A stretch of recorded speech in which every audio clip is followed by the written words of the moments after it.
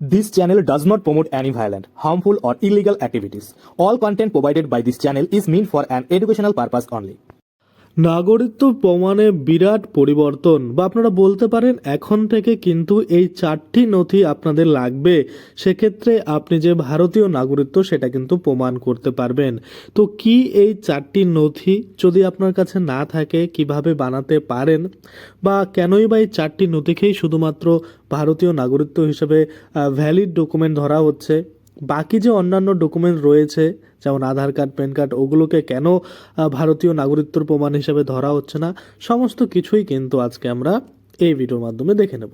তো সবার প্রথমে আমি আপনাদের বলে দিই যে আপনারা হয়তো সকলেই জানেন বিহারে ইতিমধ্যে কিন্তু এই যে ভোটার ভেরিফিকেশন বা স্পেশাল যে রিভিশন সেটা কিন্তু চলছে। আর 30শে সেপ্টেম্বরের মধ্যে কিন্তু সেটার যে ফাইনাল ভোটার তালিকা বা ফাইনাল যে লিস্ট সেটা কিন্তু বের হয়ে যাবে। এবার কথা হচ্ছে এই যে লিস্ট বের করা হচ্ছে এটা কিন্তু টোটালি এই ভেরিফিকেশনের মাধ্যমেই বেরোবে। এবার ভেরিফিকেশন যদি ঠিকঠাক করতে পারেন তো আপনার নাম চলে আসবে। যদি ভেরিফিকেশন আপনারা ঠিকঠাক করতে না পারেন সেক্ষেত্রে আপনাদের নামটা কিন্তু ভোটার তালিকা থেকে বাদ পড়ে যাবে। এবং বাদ পড়ে যাওয়া মানেই হচ্ছে আপনি ভারতীয় নাগরিক নন, আপনি আপনার যে ডকুমেন্টস সেটা ভেরিফিকেশন করতে পারেননি, সেক্ষেত্রে পরবর্তী যে ভোট সেটা কিন্তু আপনি দিতে পারবেন না, বা আপনি ভারতীয় নাগরিকরা যা যা সুবিধা পায় সেই সুবিধাগুলো নিতে পারবেন না। যদিও আপনার কাছে Aadhaar card, voter card, ration card ইত্যাদি ডকুমেন্টস রয়েছে, কিন্তু কোনোগুলোই এগুলো কাজে দিবে না।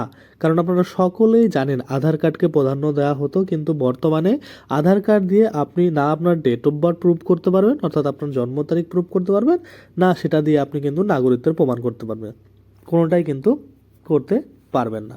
আশা করি আপনারা যারা নতুন করে আধার কার্ড ডাউনলোড করেন সেখানে লেখা থাকে, সেটা আপনারা দেখেছেন। এবার কথা হচ্ছে তাহলে এই নাগরিকত্ব প্রমাণে কি কি ডকুমেন্টস লাগবে। দেখুন, নাগরিকত্ব প্রমাণে সব থেকে যদি বেস্ট কোনো ডকুমেন্টস হয়ে থাকে সেটা হচ্ছে বার্থ সার্টিফিকেট। অর্থাৎ আমরা সকলেই জানি যদি জন্ম সার্টিফিকেট আপনাদের থেকে থাকে তাহলে জন্মসূত্রে যে আপনি ভারতীয় সেটার কিন্তু প্রুফ হয়ে যায়। এবার এই বার্থ সার্টিফিকেট কিন্তু বহু মানুষের নেই। অর্থাৎ আগে এমন ছিল যে বার্থ সার্টিফিকেট ছিল না, বাড়িতে ডেলিভারি হতো, সেক্ষেত্রে কোনো রেকর্ড ছিল না, সেক্ষেত্রে কিন্তু আপনাদের বার্থ সার্টিফিকেট নেই। তাহলে বার্থ সার্টিফিকেটই শুধু যে লাগবে এমনটা কিন্তু নয়, বার্থ সার্টিফিকেট থাকলে ভালো, না হলে কিন্তু নাই। তাহলে প্রথম ডকুমেন্ট কী লাগছে যে আমাদের নাগরিকত্ব প্রমাণে 4টা ডকুমেন্টস লাগছে, তার মধ্যে প্রথম যেটা বলা হয়েছে সেটা হচ্ছে জন্ম সার্টিফিকেট বা বার্থ সার্টিফিকেট। তাহলে সেটা যদি আপনার থেকে থাকে তাহলে আপনি ভারতীয় নাগরিকত্ব প্রমাণ করতে পারবেন। যদি না থাকে তাহলে দ্বিতীয়ত যেটা বলেছে সেটা হচ্ছে পাসপোর্ট, বৈধ ভারতীয় পাসপোর্ট। অনেকে কিন্তু আবার অবৈধ ডকুমেন্ট দিয়ে বানিয়ে থাকে, সেগুলো কিন্তু নয়, বৈধ। তাহলে কিন্তু আপনারা সেই যে নাগরিকত্বের প্রমাণ সেটা কিন্তু করতে পারবেন। তাহলে প্রথম ডকুমেন্ট জন্ম সার্টিফিকেট, দ্বিতীয় যে ডকুমেন্ট সেটা হচ্ছে পাসপোর্ট, এবং তৃতীয় যে ডকুমেন্ট সেটা হচ্ছে জাতীয়তা শংসাপত্র। আপনারা হয়তো অনেক সময় দেখেছেন যে স্বরাষ্ট্র মন্ত্রক বা এই যে বৈদেশিক মন্ত্রক সেখান থেকেও কিন্তু এই যে জাতীয়তা শংসাপত্র সেটা কিন্তু প্রদান করা হয়। তো আপনাদের কাছে যদি সেটা থাকে সেটাও কিন্তু ভারতীয় নাগরিকত্বের প্রমাণ দেবে।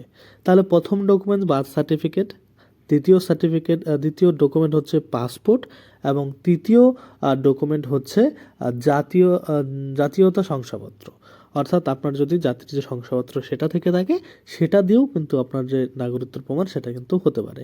এবার অনেকে বলবেন দাদা যদি নিউ ইস্যু করা ডকুমেন্ট হয় একদম রিসেন্ট, সেক্ষেত্রে একটু প্রবলেম হবে। কারণ ধরুন আপনি একদম ডুপ্লিকেটভাবে নতুন বানিয়েছেন নতুন ইস্যু ডেট দিয়ে, সেগুলোর কিন্তু অনেকটা ভ্যালু কম হবে যতটা ভ্যালু আগে থেকে যেগুলো বানানো রয়েছে। ধরুন আপনার 2000 সালের আগের কিন্তু ডকুমেন্টস রয়েছে, তাহলে সেটার যে ভ্যালু আর 2025 সালে আপনি বানিয়েছেন ডুপ্লিকেটভাবে সেটার ভ্যালু কোনোটাই কিন্তু আপনারা বুঝতে পারছেন যে এক নয়।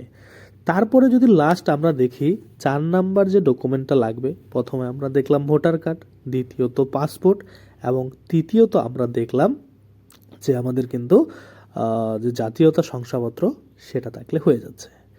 আর 4 নাম্বার যে ডকুমেন্ট সেটা অনেক মানুষের কাছে রয়েছে, আবার অনেক মানুষের কাছে নেই। সেটা কি? সেটা হচ্ছে 1955 সালের যে নাগরিকত্ব সংশোধনীয় আইন ছিল সেটার যে 5 নম্বর ধারা এবং 6 নম্বর ধারা রয়েছে সেই অনুযায়ী যেসব ব্যক্তিরা নাগরিকত্ব সার্টিফিকেট পেয়েছিল সেই সার্টিফিকেট যদি আপনাদের কাছে থাকে, কবের 1955 সালের ধারা 5-6 এই দুটো ধারা অনুযায়ী যেসব ব্যক্তিরা ভারতীয় নাগরিকত্বের সার্টিফিকেট পেয়েছে সেটা যদি আপনাদের কাছে থাকে তাহলে আপনি যে ভারতীয় নাগরিক সেটাও কিন্তু প্রমাণ হবে। এটা ব্যাপারটা তাহলে কেমন হলো? ব্যাপারটা হলো এমন যে এখন বর্তমানে যারা সিএএ তে আবেদন করে ভারতীয় নাগরিকত্ব নিচ্ছে এবং সিএএ সার্টিফিকেট পাচ্ছে, এই যে পরবর্তীতে যখন আবার এনআরসি শুরু হবে তখন কিন্তু তারা এই যে তাদের সিএ সার্টিফিকেট সেটা দিয়ে কিন্তু ভারতীয় নাগরিকত্ব প্রমাণ করতে পারবে।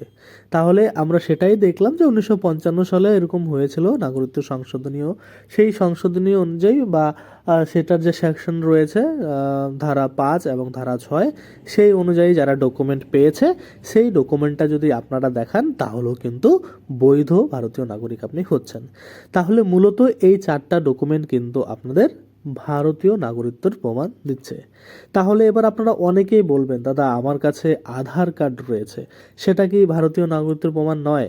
বা আমার কাছে ভোটার কার্ড রয়েছে, সেটা কি আমি নাগরিক নই? যদি আমি নাগরিক না হই তাহলে আমি কেন ভোট অধিকার পেয়েছি, আমি কেন ভোট দিয়ে আসছি?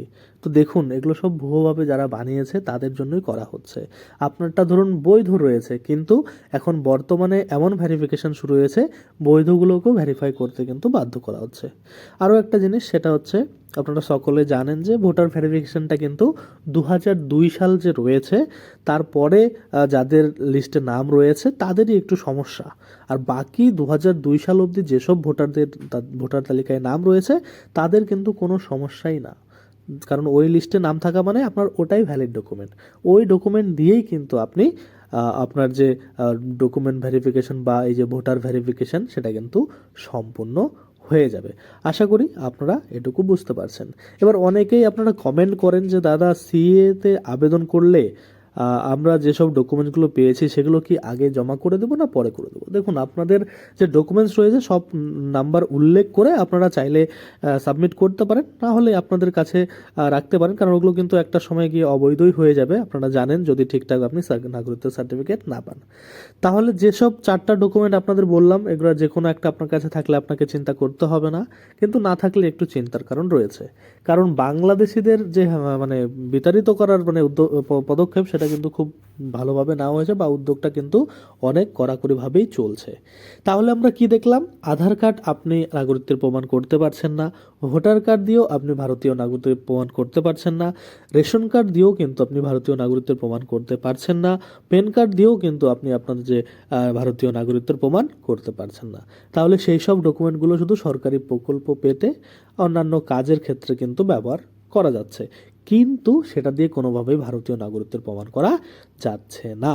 এবং পরবর্তীতে আপনারা জানেন যে আগামী মাসেই কিন্তু ওয়েস্ট বেঙ্গলও শুরু হয়ে যাবে স্পেশাল ভোটার ভেরিফিকেশন। সেখন কিন্তু আমি অবশ্যই, অর্থাৎ এসআইআর যেটা রয়েছে সেটা যখন শুরু হবে তখন কী আরও ডকুমেন্ট, টোটাল 11টা ডকুমেন্ট কিন্তু বলেছিল, সেই 11টা ডকুমেন্ট নিয়ে ডিটেলসে আর একটা ভিডিও বানিয়ে দেবো, যেখানে আপনাদের বাড়িতে যখন যে আধিকারিকরা রয়েছে যারা আসবে ভেরিফিকেশন করতে, তারা যেন কোনোভাবে আপনার যে ভোটার ভেরিফিকেশন সেটা সম্পূর্ণ করেই না চলে যায় সেটা কিন্তু খেয়াল রাখতে হবে।